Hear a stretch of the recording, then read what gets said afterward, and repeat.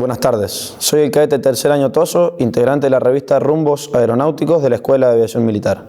Continuamos con el día 11 del ciclo de conferencias y entrevistas Sentir Malvinas, ayer, hoy y siempre. Proyecto de la Escuela de Aviación Militar dentro del marco de la Universidad de la Defensa Nacional.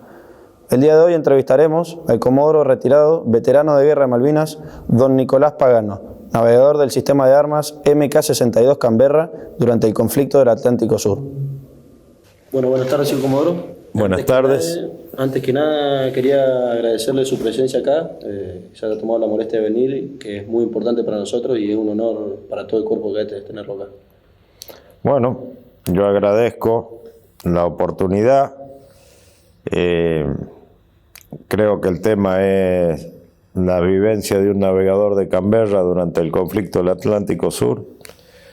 Y cuando se me dio a elegir el día, pedí este día porque es el día en que el escuadrón hizo su última misión de combate, la última de la Fuerza Aérea, y fue derribado el Bravo 108, cuyo piloto, el capitán Pastrán, se pudo eyectar, pero el navegador no. Y el navegador, el capitán con los grados de ese momento, Fernando Juan Casado, cayó en combate. Y de él tengo un recuerdo muy especial porque fue mi instructor de vuelo en el curso de navegadores. Para mí es un gusto, un honor, y quiero hablar también en nombre de todos los navegadores, los que quieran sentirse representados por mí, con modestia, porque esto no es gloria personal de nadie. Y por otra parte, resaltar que todas las especialidades y todos los integrantes de la fuerza, los desplegados en el teatro de operaciones y también los que desde la zona alejada del conflicto seguían con sus actividades manteniendo la fuerza, hicieron posible que quienes volábamos los aviones pudiéramos hacerlo. Porque sin el trabajo de toda la gente que calladamente hacía el mantenimiento, los mecánicos de aeronave, de sistemas electrónicos, los de instrumental, los motoristas, los abastecedores, la gente de seguridad y defensa, pasando noches heladas en la Patagonia, todo el trabajo que sobresalió un poco no hubiera sido posible de ninguna manera. Y todas las especialidades de la fuerza tienen su razón de ser, y las rivalidades y las bromas están bien para tiempos de paz, pero si no nos preparamos en tiempo de paz para trabajar como un sistema, en la guerra pasamos vergüenza. Por suerte, o por el trabajo de todos, eso no pasó en el conflicto del Atlántico Sur, aunque hayamos salido segundos en la guerra entre dos, aunque hayamos perdido esa batalla. Muy bien. ¿Qué fue lo que lo motivó o qué le generó su vocación aeronáutica? Y a raíz de eso, ¿por qué decidió ingresar a la Escuela de Aviación Militar, señor? Mi padre, que fue el primer médico del territorio nacional de los Andes, tuvo varias relaciones estrechas allá por el año 1943 al 49 con la aviación, porque San Antonio de los Cobres era el aeródromo de alternativa para los DC-3 de Panagra y los C-47 de la Fuerza Aérea de Estados Unidos, que venían en alguna especie de CAME de correo militar al exterior para traer cosas para las agregadurías. Y como Salta era un aeropuerto que muchas veces se cerraba, había solo radiofaros, me imagino. Cuando yo volaba a Canberra en los primeros años, hasta el 79-80 no había ni BOR, y está bastante encajonado. No no permitía la operación en muchos días del año. Los aviones no podían, saliendo de Antofagasta, con peso como para volar, entiendo yo que con máscaras de oxígeno, no superando las cumbres máximas, porque el Socompa y el Yuyayaco superan los 6.000 metros, pero entre medio de ellos, si llegaban a Salta y estaba cerrado, no tenían combustible suficiente para volver a Antofagasta, entonces aterrizaban en San Antonio, que normalmente estaba despejado, era un aeródromo de uso en caso de estas emergencias.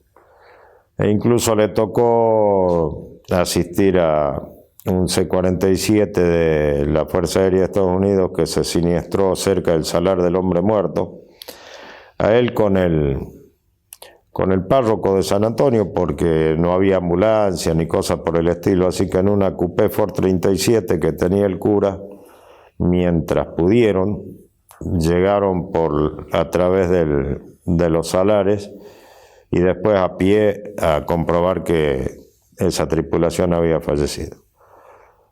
Después, como médico ya en Salta, como médico de la Delegación Sanitaria Federal, a veces le tocaba hacer el control sanitario de los aviones que venían de Bolivia y Paraguay. Así que muchas veces lo acompañábamos y los fines de semana, nuestra salida, cuando no había programa mejor, y muchas veces por razones económicas no lo había, éramos muchos hermanos, era ir al aeropuerto. Ir al aeropuerto, conocer la torre, escuchar el tránsito aéreo, ir a la estación de HF y escuchar a los aviones que en esa época transmitían las posiciones por HF. Así que todo eso nos fue a todos vinculando y a mí de una manera particular. Y de ahí, ¿por qué decidió hacerse militar, señor? Y debe haber sido por el llamado a servir a la patria de una manera distinta que a lo que uno la puede servir también en cualquier otra actividad civil bien hecha. ¿Y siempre quiso ser navegador del sistema Armas Canberra? Yo en realidad quería ser piloto, pero en el examen de ingreso una décima menos en un ojo, que después no se repitió hasta capitán, significó que me destinaran al escalafón general, cosa que recién nos separaron en cuarto año. Pero bueno,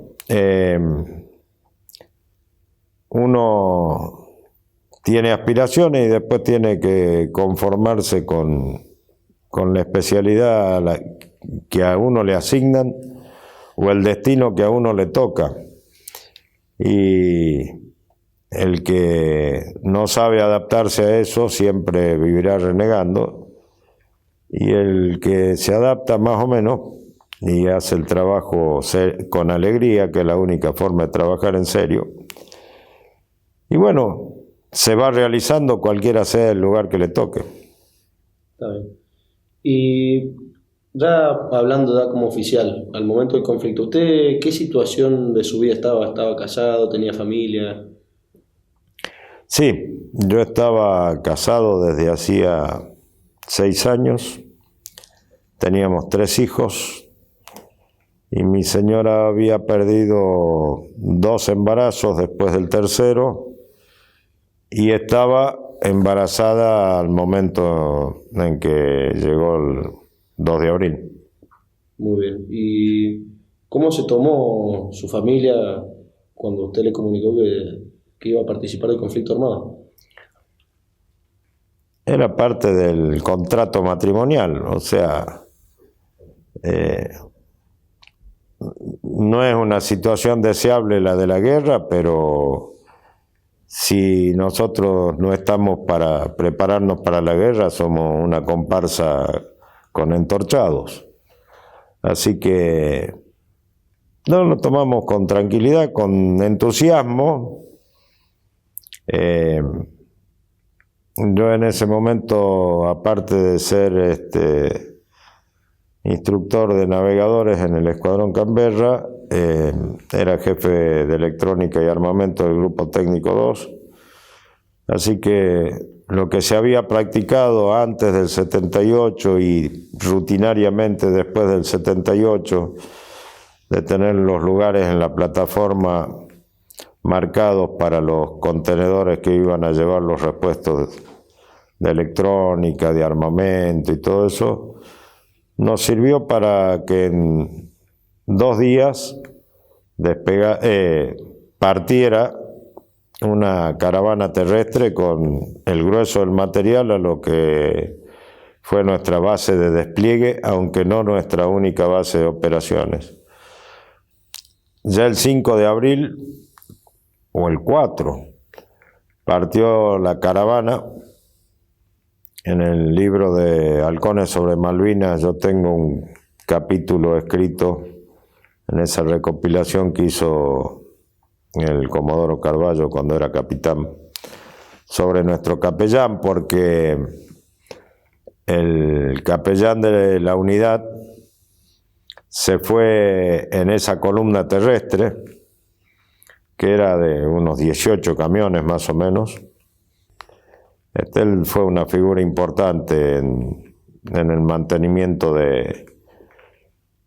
no solo del apoyo espiritual, sino de la moral de combate de los tripulantes y del sostén del personal de tropa y de mantenimiento de la base aérea militar Trelew, instalada en las instalaciones de la base aeronaval Almirante Sar, perdón.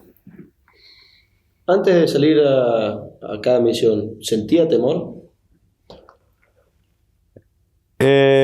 Sí, el que no siente miedo es medio loco o inconsciente. Hay distintas formas de asumirlo.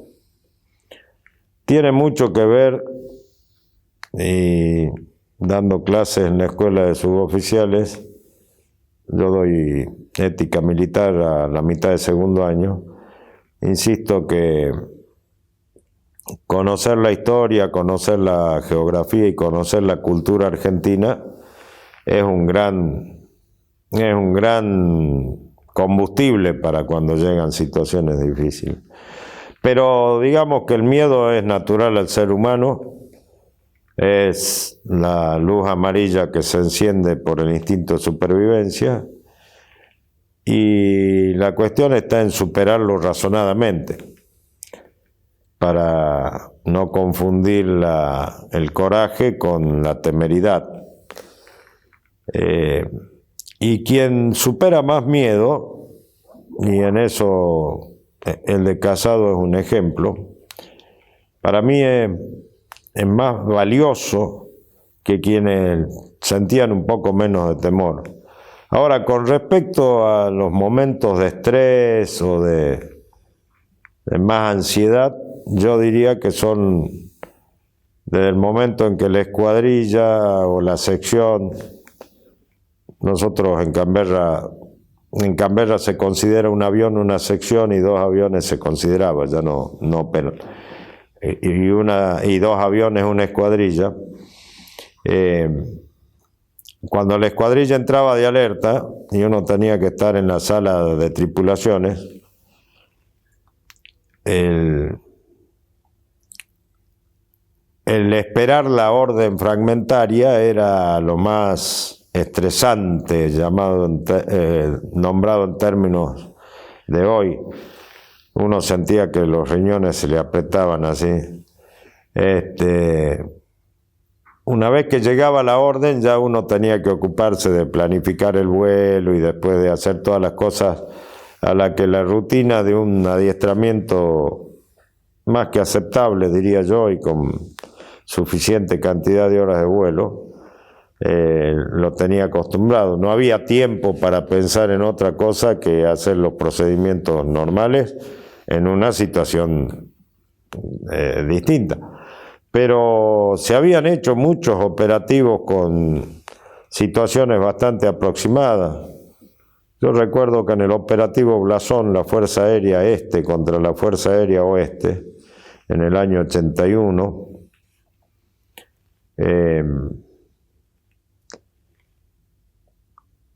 a nosotros nos ordenaron una noche bombardear una estación radar en Joaquín B. González, provincia de Salta, a 41.000 pies.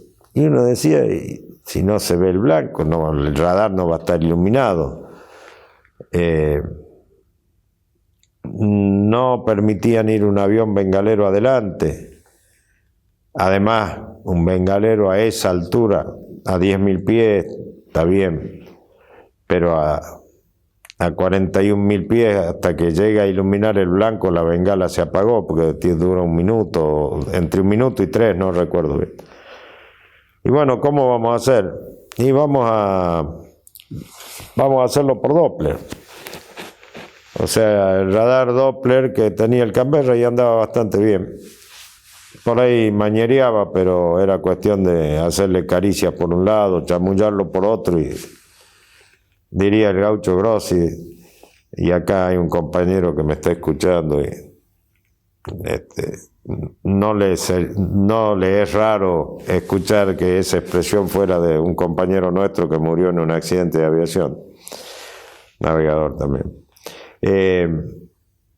Y bueno, con el radar Doppler le da a uno velocidad de navegación y distancia y deriva, y un computador asociado, mucho más elemental que un inercial, le da distancia remanente al blanco si uno pone la distancia total y apartamiento a derecha o izquierda de la ruta. Y bueno, y practicábamos así, tratando de hacerlo lo más real que se pudiera, y hubo misiones en que tuvimos que hacerlo así, aunque en Malvinas con el apoyo del radar de Puerto Argentino, que fue inestimable. Para las misiones a baja altura no, porque estábamos debajo del lóbulo radar del radar de Puerto Argentino, pero para las misiones en altura, vaya que fue estimable. ¿Usted participó en el bombardeo del Monte Kent? Sí, fue mi segunda misión. Tengo 4, pero como la tercera no llegó al blanco, nosotros no la contamos. Lo que sí tengo es que creo que soy el único del escuadrón en que participó en los 3 tipos de operaciones con bombardeo real sobre el enemigo. Bombardeo a baja altura, nocturno, que fue la más frecuente de todas las misiones. El bombardeo en altura sobre Monte Kent el 4 de junio, similar al que se ordenó, pero ya a 10 kilómetros al oeste de Puerto Argentino, el 13 de junio, y el ataque al superpetrolero. ¿Y qué nos podría contar de esta misión, Joel? De la del Monte Kent. A ver, mi escuadrilla se había ido franco. Como había un navegador que tenía un problema familiar justificable, me preguntaron si podía quedarme. Le dije al jefe base y al jefe de escuadrón que sí. Ellos le iban a avisar al jefe de escuadrilla, pero yo no me avivé que tenía que haberle avisado al jefe de escuadrilla. Así que cuando el Puma Martínez Villal tocó la puerta de la habitación donde estábamos un compañero mío, piloto, el número 3 de la escuadrilla, y yo, diciendo, vamos, que el Guaraní ya está llegando para que nos vamos franco, yo le dije, no, yo me quedo. Y se enojó bastante conmigo por no haberle dicho, yo creía que ya estaba informado. Pero los acompañé hasta el pie del Guaraní y me dijo, bueno, ahora en castigo vas a ver que te quedás y vas a salir en la próxima misión. Y fue así, ordenaron el despliegue de 6 aviones a Gallegos, y bueno, a mí me tocó de ir de guía de la segunda escuadrilla. Ese fue un bombardeo que se hizo alrededor de las 6:30 de la tarde, plena noche. En la primera escuadrilla iban 3 aviones, Nogueira Rodeiro, Capitán Nogueira, Mayor Rodeiro, el 1, el 2, el primer teniente Baeza, primer teniente Cardo, y el 3, el primer teniente Proviero y el primer teniente Moreno. Y en la segunda escuadrilla íbamos el entonces Capitán Freijo, compañero de Casado, y yo, y en el número 2 los primeros tenientes Heredia y Jerez.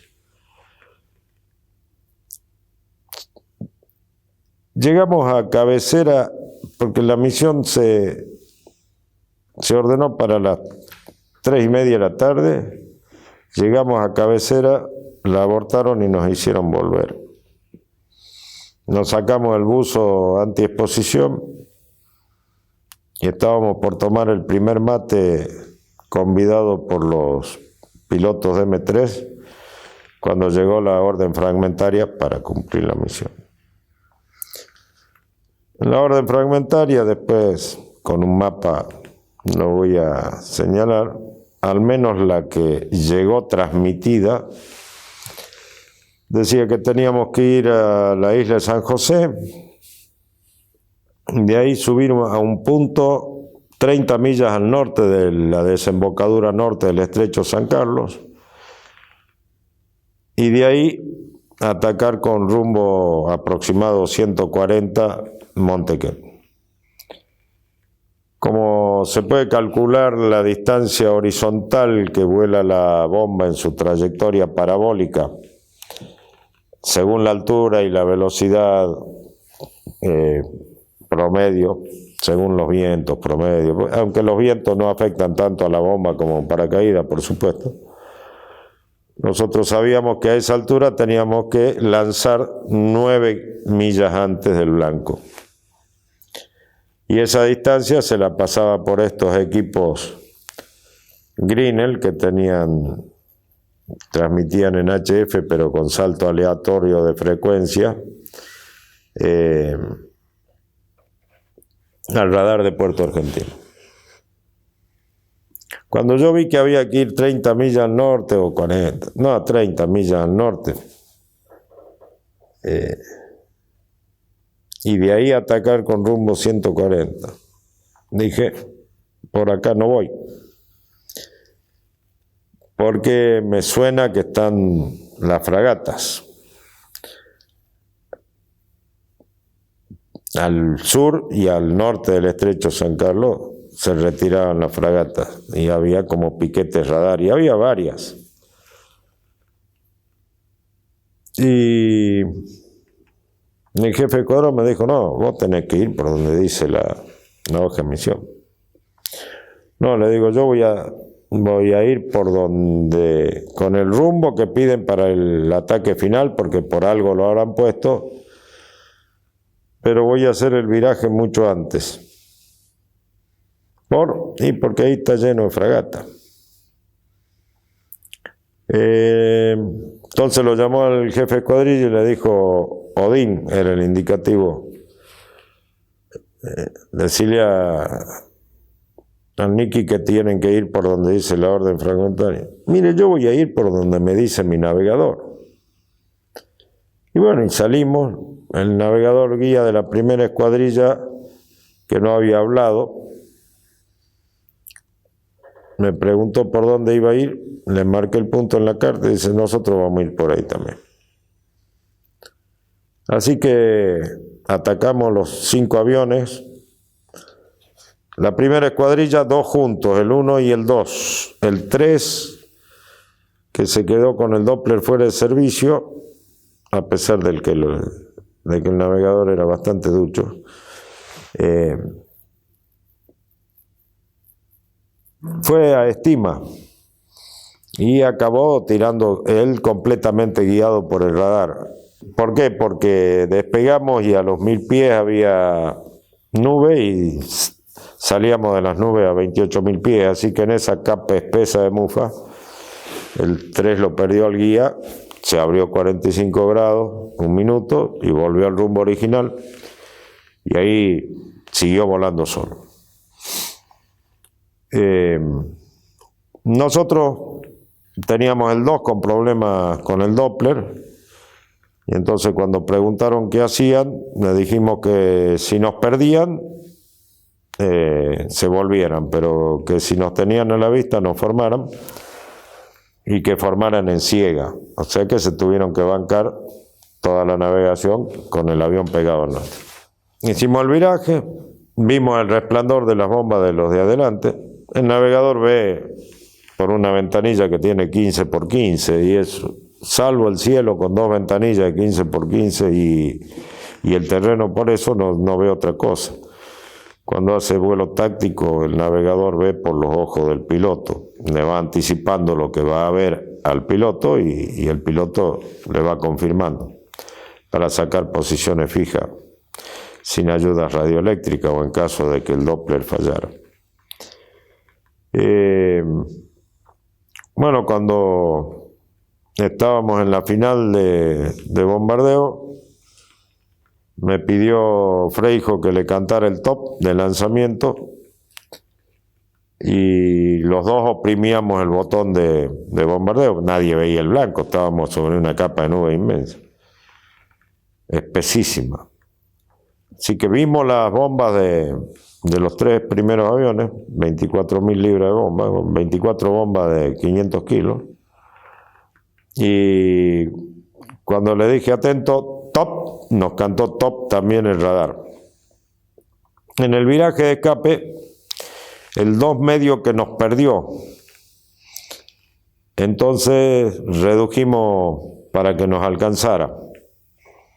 Y ahí empezó a cantarnos el radar que teníamos un Harrier a la cola, que empezó con 24 millas e iba descontando distancia. Y bueno, denle chaucha y ya íbamos fierro tabla, como se dice en el automovilismo, y ya no daban más los aviones una vez que el 2 nos alcanzó, porque el compromiso es que lo íbamos a esperar. Así que, y el Harrier seguía descontando distancia y bueno, claro, los riñones aprietan y el miedo no es sonso, pero iba cantando 20, 18, 16, creo que a 10 millas estaba en distancia de tiro efectivo el Saibán. 14, y ahí agarró el mayor Silva, hoy comodoro retirado, el jefe del radar de Puerto Argentina, agarró y dice, métanle que está descontando. 14, 13, bueno, pero métanle, pero me parece que se va a volver porque ya está al borde del radio de acción por combustible. 12, 11 se volvió. Una exhalación, los 4, porque los otros ya estaban 1 minuto adelante, o 2. Termina eso y dice, atento el lince que va solo porque tiene un bandido al frente.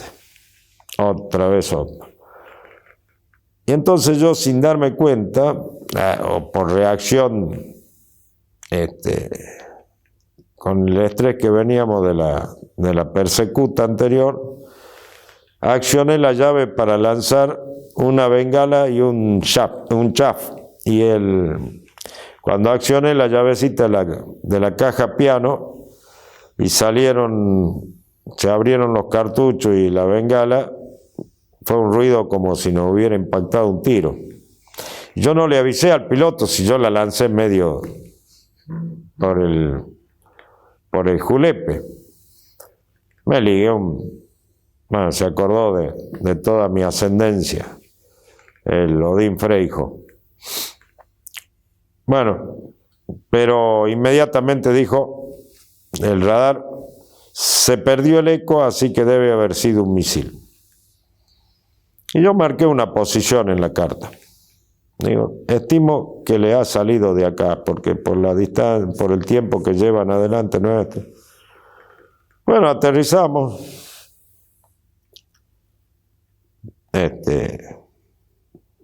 Aterrizamos, despegamos nocturno, aterrizamos recontra nocturno. Y bueno, los abrazos con los armeros, los mecánicos. Y bueno, a darle el informe posterior a la misión. Y ahí preguntan de operaciones de la Fuerza Aérea Sur, dónde estaba, para nuestra apreciación, la fragata que había tirado ese misil. Yo le dije que estaba entre la isla de San José, isla de Weddell en la cartografía inglesa, y la Gran Malvina.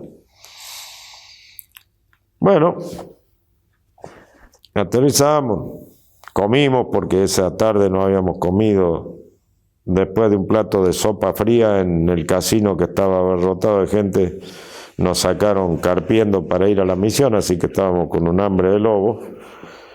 Y ahí nos enteramos que habían puesto en alerta a 2 escuadrillas para salir a la noche. 2 aviones primero y 2 después. Entonces yo les canté a los jefes de escuadrilla, a los navegadores, donde estaba lo que yo creía que era la fragata. Y efectivamente parece que ahí estaba, porque no pudieron pasar. Parece que llamaron otra fragata.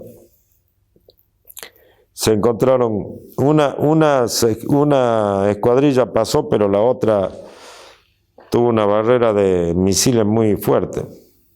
Uno de los aviones, no sé si después del blanco, no me queda claro, o con la barrera esa, hizo un viraje muy cerrado, sin mucha inclinación por la altura a la que iba, pero le entró en sombra aerodinámica el motor derecho, así que se le plantó y fue al aterrizaje a Gallegos con un solo motor, porque no lo pudo descender en altura y tampoco después.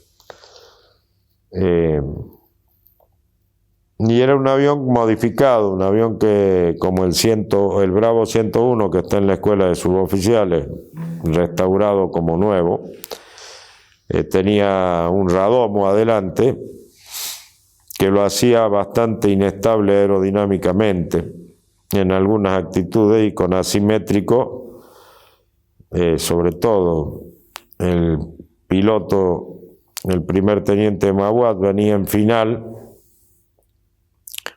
Después de los misiles y de venir con un solo motor, vio que se quedaba un poco alto en la final corta, quiso dar motor y el avión medio que se le encabritó, cayendo un poco para un lado. Entonces cortó el motor operativo, aterrizó un poco brusco, se fue de la pista y barrió una pata del tren. Sin consecuencias para los tripulantes ni para el avión, tanto que al día siguiente, a mediodía, con tren fijo, salió para Río Cuarto a una revisación y volvió a las 48 horas. El 4 de junio se fue y el 6 o el 8 o el 7 ya estaba de nuevo con el escuadrón. Bueno, señor, ¿y cuál fue la misión más significativa en la que participó usted? Para mí fueron todas distintas, o sea, la del 29 de mayo a la madrugada fue la primera de nuestra escuadrilla de ataque a baja altura, que fue sobre establecimiento San Carlos. Ahí, si bien no tuvimos ninguna interceptación, el riesgo es que había estrato muy bajo y niebla, así que primero el el piloto del 2 fue desde que bajamos porque atravesamos una capa, salimos al aire claro, una noche preciosa. Y después descendimos unas 80 millas antes de la Gran Malvina, y a partir de que empezó a formar en la mufa al guía, porque el Canberra nunca operó en el mundo formado nocturno más que a partir de Malvinas, no sabemos de otro. Operaba por tiempo, o sea, un avión y el otro con una diferencia de 30 segundos, un minuto, según fuera la orden, pero se pensó que si los aviones iban escalonados, el uno, si pasaba, por lo menos que hacía era alertar a las defensas inglesas. Entonces el 2 ya era carne de cañón. A partir de ahí se ordenó que fuéramos de 2. Desplegábamos 3 aviones, uno quedaba de reserva en Río Gallegos. Bueno, nosotros íbamos tratando de seguir el perfil del terreno sin tener ningún radar de evitación de obstáculos. Por Doppler decíamos, bueno, ahora suba a 1000 pies, ahora bajemos hasta 500. El bombardeo se hacía a 350 pies, o sea, poco menos alrededor de 125 metros. Y bueno, y hay elevaciones de 700 y 1000 pies, así que íbamos tratando de seguir el terreno. Ese era uno de los riesgos, porque la falta de visibilidad era absoluta. Y el otro riesgo, el chocarnos entre los aviones. Rivolier, que venía en el 2, con la sensación de que venía haciendo toneles todo el tiempo, y el navegador con quien cené anoche rememorando esta época, porque voló en la misión del 13 de junio, me decía, tranquilo, enano, tranquilo, 350 pies, 350 nudos, te miro el horizonte de atrás, va derecho. Y bueno, dice, era una voz calma que me daba cierta seguridad, aparte de tratar de volar siguiendo los instrumentos, que en el Canberra no son como los instrumentos modernos, son mucho más elementales, los instrumentos de vuelo. Cuando hicimos el viraje, en el punto inicial, que teníamos que virar de rumbo 80, rumbo 130, unos 50 grados de viraje, se ve que Rivolier nos pasó por arriba o por abajo, porque venía formado a la derecha, y cuando tiramos las bombas de ellos explotaron a la izquierda nuestra. Así que no nos chocamos porque Dios es grande.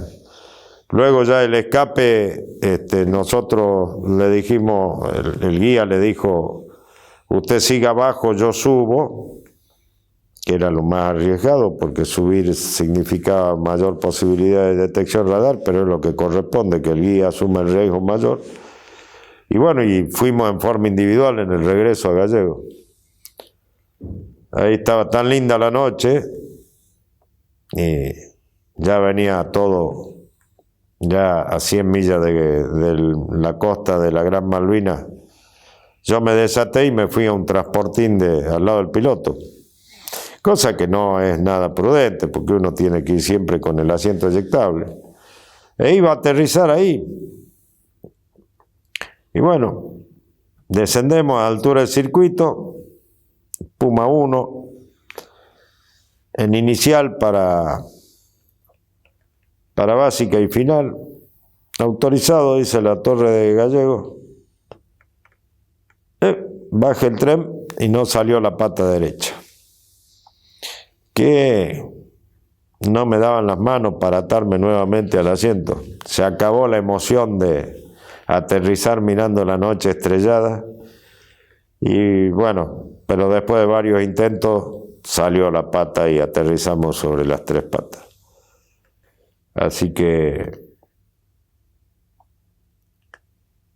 esas fueron las misiones en las que me tocó participar. La del 12 de junio a la noche era bombardear muy cerca de Puerto Argentino, a unos 12 kilómetros al oeste, o 13, pero a baja altura, con la preocupación de que no había señalamiento de propia tropa y estaban bastante cerca. Pero ahí no llegamos porque ya se habían eyectado en distintas misiones los tanques originales metálicos de combustible de puntere plano, y se habían hecho acá en la fábrica de aviones unos tanques de fibra, pero aparentemente en algunos la composición de la fibra hacía que el combustible lo despelechara, y las hebras esas tapaban las bombas de baja de combustible, y a nosotros eso nos ocasionó que tuviéramos que llegar a la mitad del rasante previo a la rasante, que no era como el de los A4, ¿no? Era un poco más alto, era de noche. Nos hacía llegar con una configuración de combustible muy asimétrico y con riesgo de tener que plantar un motor. Así que optamos por volver. Siguió el número 2, que tuvo que aterrizar en grande porque fue perseguido por Harrier. Fue la segunda vez que ese día el puesto de comando adelantado de Jeremy Moore recibía un ataque. A la tarde por A4B, creo que la escuadrilla estaba de jefe el Trucha Varela. Y a la noche, ya en otra posición, pero bastante bien cantada por inteligencia de Malvinas o por los comandos argentinos, la atacó el avión de García Puebla y Segat. Y nosotros, aparte de la frustración de no poder llegar al blanco,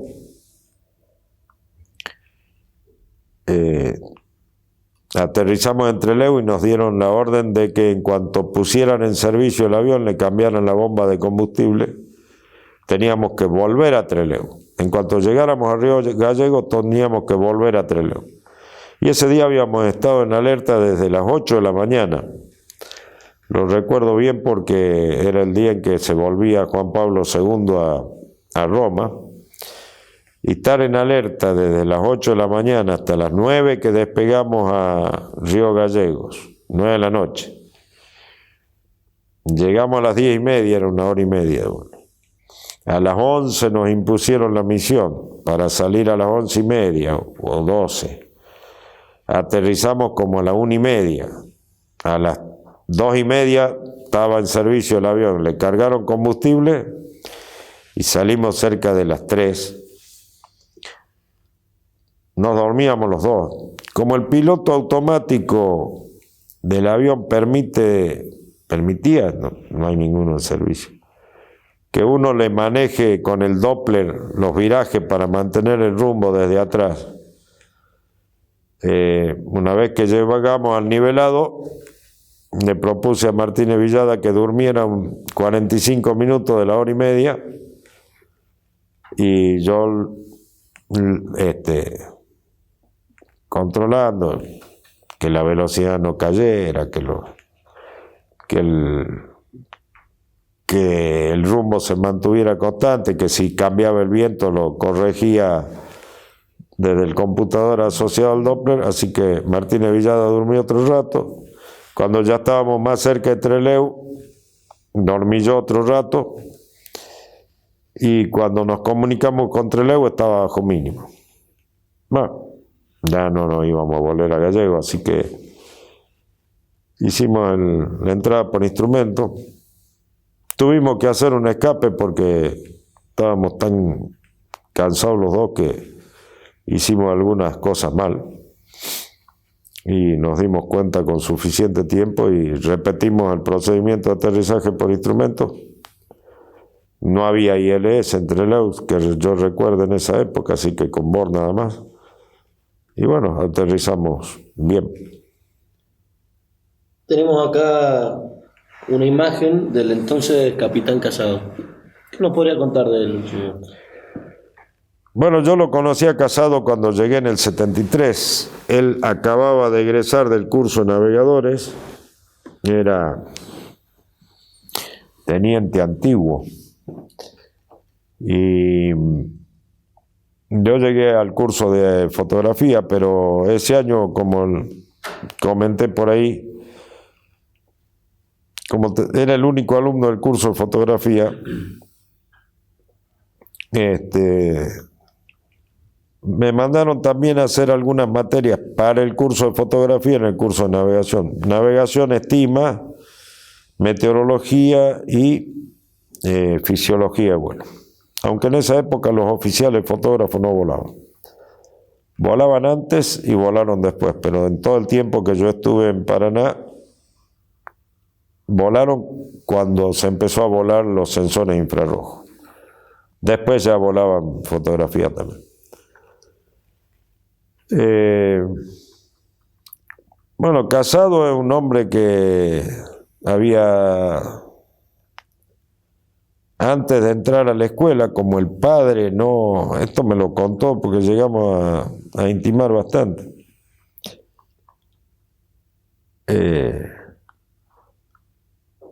Como el padre no creía que tuviera vocación militar y tenía un amigo oficial de ejército, lo mandó 6 meses a convivir como aspirante en la escuela de suboficiales Lemos, la de Escuela de Servicio para Apoyo de Combate, ahora está todo unificado en la Sargento Cabral, con la recomendación de que lo apretaran más de lo que apretaban al resto de los aspirantes. Como sobrevivió a eso, el padre consintió y lo dejó entrar a la escuela. Egresó y fue destinado a la escuela de suboficiales como instructor. Y ahí estuvo hasta que le salió el pase a Paraná a fines del 71. Hizo el curso de navegador. Era un hombre muy preocupado profesionalmente, con mucho espíritu militar. Pero bueno, yo le agradezco porque siempre ese curso que hicimos, un oficial que había sido separado del CAM, que estaba en fotografía, en los últimos temas, que había sido compañero de Casado en primer año acá en la escuela. Y yo, fue un curso en el que todo lo practicábamos como si fuéramos a la guerra sin radioayudas. Así que todo eran navegaciones tácticas y una exigencia de regulación de hora de llegada, los blancos, que yo creo que nos preparó anímicamente y técnicamente de una manera muy idónea. Así que yo siempre voy a reconocer su capacidad profesional y su constancia en exigir y exigirse porque se exige. Por otro lado, era un hombre que confesaba tener más miedo que el común de los integrantes del escuadrón, pero no como para que lo exceptuaran de alguna misión, sino como un acto de sinceridad. Y yo le valoro eso mucho, porque en esa misión en la que salen ellos, ya prácticamente estaba todo jugado. Si bien el almirante Woodward dijo que si había un soplido de las fuerzas argentinas, ellos se derrumbaban como un castillo en naipes, que puede haber sido cierto, sobre todo después de Bahía Agradable, con alguna reacción inmediata, pero no soy quien para juzgar lo que no está dentro de mi campo de acción. Pero ese 12 y 13 de junio, yo he tenido mucho contacto con gente de ejército y de la infantería marina, después del combate de Monte London. Ayer lo hablaba a un suboficial mayor encargado de la compañía B del Regimiento 7 de Infantería, que fue el que más bajas sufrió en la batalla de Monte London, en la noche del 12 al 13. Y realmente la cosa estaba muy dura, muy dura. Así que salir en esa circunstancia implicaba una doble superación del miedo, una doble valentía y la admiración de los que conocimos hasta qué punto él lo superaba con convencimiento y fuerza de voluntad. Terminado el conflicto, señor, ¿cómo fue que o se le hizo difícil retomar las actividades normales? No, el sabor amargo de haber perdido esta batalla, también tenemos que estar preparados para superarlo, porque si no, estamos en el horno. No siempre se gana. Yo llegué 2 días antes que el resto del escuadrón, porque por no haber salido franco con mi escuadrilla me mandaron en un guaraní que pasó por acá, y yo le mandé una carta a Hilda de Casado con este otro navegador que había sido compañero de él en primer año acá. Y bueno, después, el 20 de junio, cuando yo llegué a Paraná el 17 de junio, y el 20 de junio, cuando llegué al escuadrón, yo fui ahí, por supuesto, y bueno, me hicieron formar con el escuadrón. A mí me emocionó mucho que los pilotos y navegadores que estaban destinados en otros lugares y volvían a Paraná y nos conocían del barrio, saludaban a mis chicos con un cariño, y los chicos le decían hola tío, qué sé yo, porque sabían que algunos no habían vuelto. Así que no, seguimos con el adiestramiento. Yo 2 meses después de la guerra tuve un accidente. Bueno, eso fue una cosa dolorosa, pero bueno, parte del riesgo de nuestra actividad. Estuve enyesado desde los hombros hasta la cintura y las 2 piernas desde las rodillas hasta abajo durante varios meses. Silla de ruedas después, con muletas. Me salió el pase a Buenos Aires y al año siguiente empecé a volar C-130.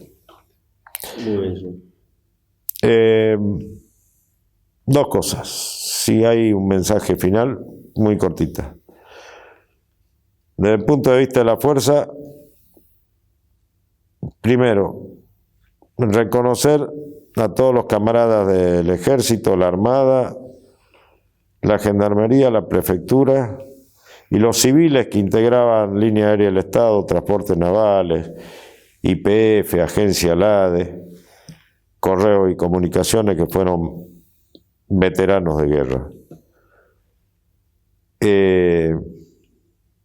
Y con respecto a la fuerza, resaltar la importancia de todas las especialidades y desde la más humilde hasta la que más descolla. Y para todos, nadie va a la guerra si no se ha formado espiritualmente y profesionalmente antes con seguridad. Y en segundo lugar, tengamos en cuenta que en tiempos de grieta, la causa de Malvinas fue una causa de unidad del pueblo argentino y no podemos dejarla morir ni dejar de cumplir nuestra tarea diaria por aquellos a los que los veteranos consideramos únicos héroes indiscutibles, que son los 649 argentinos caídos en la guerra, de los cuales 55, 36 oficiales, 14 suboficiales y 5 soldados fueron de la Fuerza Aérea. Bueno, muchísimas gracias, señor. Nuevamente le quería transmitir que es un honor para todo el cuerpo de cadetes tenerlo de nuevo acá para reavivar lo que es la causa Malvinas, que es muy importante para que no se pierda en la historia. Muy bien. Y bueno, bienvenido en su casa, que es esta, cuando quiera. Muchas gracias.